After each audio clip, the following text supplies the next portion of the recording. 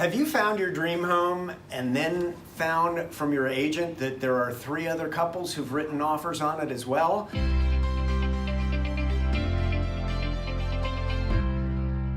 Hi, I'm Tom Peach, and today I'm with super agents Dara and Keith Mossberg, and they are going to help us give you ideas on how your contract can win in a multiple contract situation. Now, before we even get started, we're going to take care of your interests first.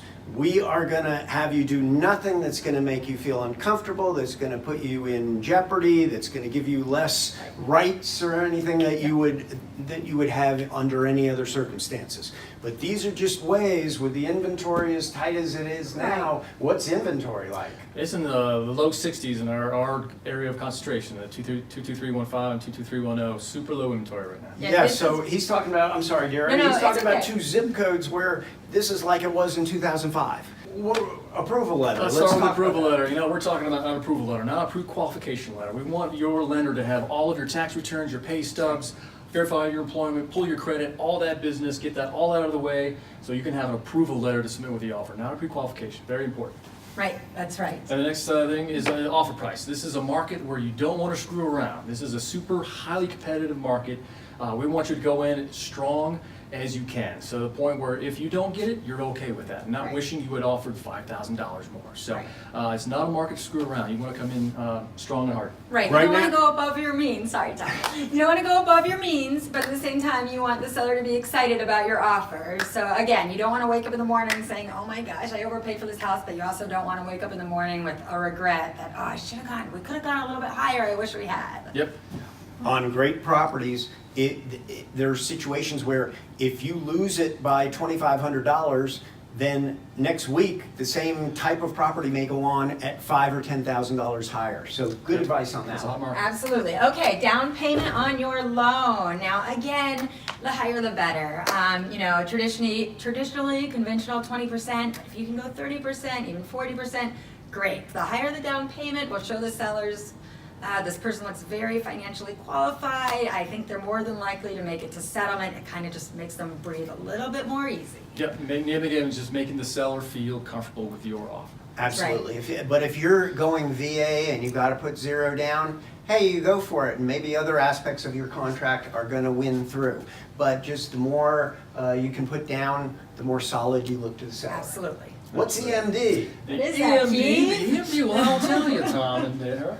The EMD is the Earnest Money Deposit. Now that is something you'll submit with the offer, and typically in this area it's 1%. However, again, make the sellers feel comfortable with your offer, make them confident that you are a serious buyer. And you can go higher than 1%, and sometimes people are putting 2, 3, 4, 5% down. Right. It's not an extra cost, right? Yeah, you get it at the end of the day. It can go towards your closing costs and settlement costs. But it's basically telling the seller, hey, this person's serious. They're not going to want to mess around and get cold feet and lose $10,000 over $1,000. Absolutely. That's great. All right. Now, settlement date, I know sometimes that's an issue. Different sellers have different needs, and maybe there's a way that you can help them out with that. Right, settlement date, you know, have your listing or have your buyer's agent call the listing agent and say, hey, when are your sellers comfortable with settling? You know, you're in a vacant house, you assume, hey, they want a fast settlement, which probably they do. But let's say they need to move out furniture, they have a vacation planned, or you know their new construction home isn't going to be ready for 60 days and they really need to wait. So just the more flexible you can be for them, the better. Absolutely, and that kind of goes along with a possible rent back for the sellers. Potentially, like Dara said, maybe they're buying another house. Maybe they need the funds to fund that next purchase, so they may need a quick rent back at the end of the transaction. Right. Just so that they can make one move. Yeah. Absolutely. Yeah, so a lot of times, every house, you know, you try to get your buyer a home inspection, and of course we want you to do a home inspection. A couple different ways you can do that. Right, so home inspection, just like Tom said, a lot of different things you can do. You know, in a less competitive market, you have your home inspection, your trusted inspector finds some things wrong with the home, and you ask the seller to fix them before settlement. But in a competitive market, you can do the home inspection for void-only purposes, so the seller knows, hey, they want to do one, they can back out if something, you know, there's a foundation problem, but they're not going to bug me over all these little extra costs of fixing something small. Now, it's a little more extreme. you can completely void the home inspection. Any seller's gonna love this. How much would you love to sell your home and no one's gonna inspect it? But, you know, it's a little riskier. You might wanna do it on a newer home than maybe a 1960s style home that may have more problems. That's right. Absolutely. Exactly. And the appraisal, Keith. The appraisal, absolutely. So the bank is only going to lend you what it appraises for, correct?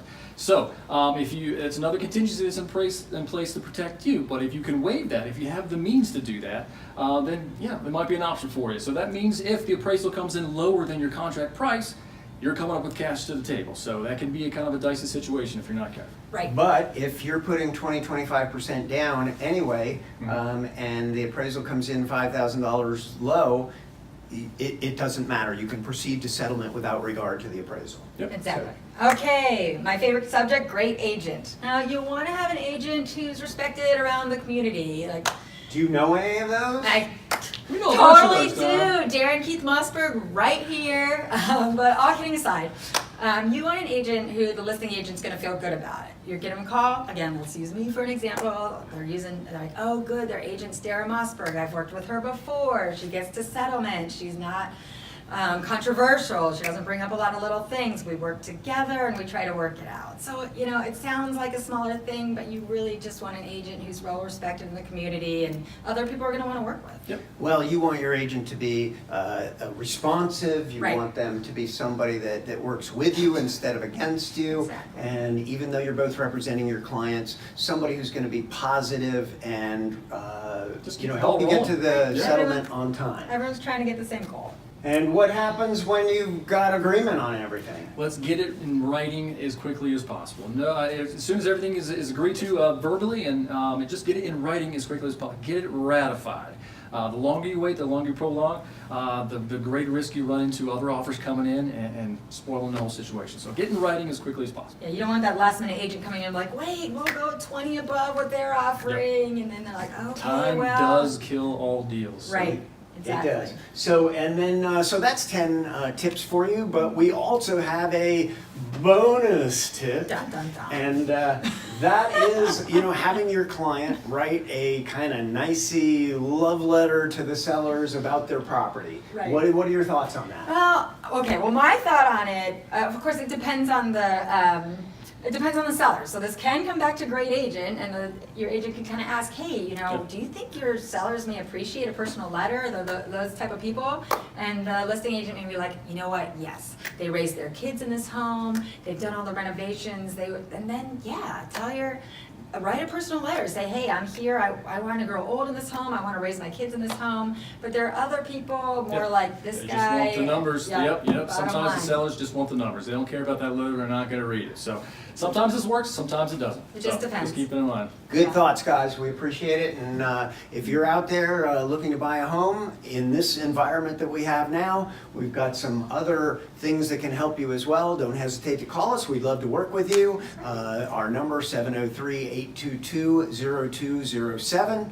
If you are watching this on YouTube, click on the subscribe button. And thanks for watching. We look forward to seeing you next time. There you go.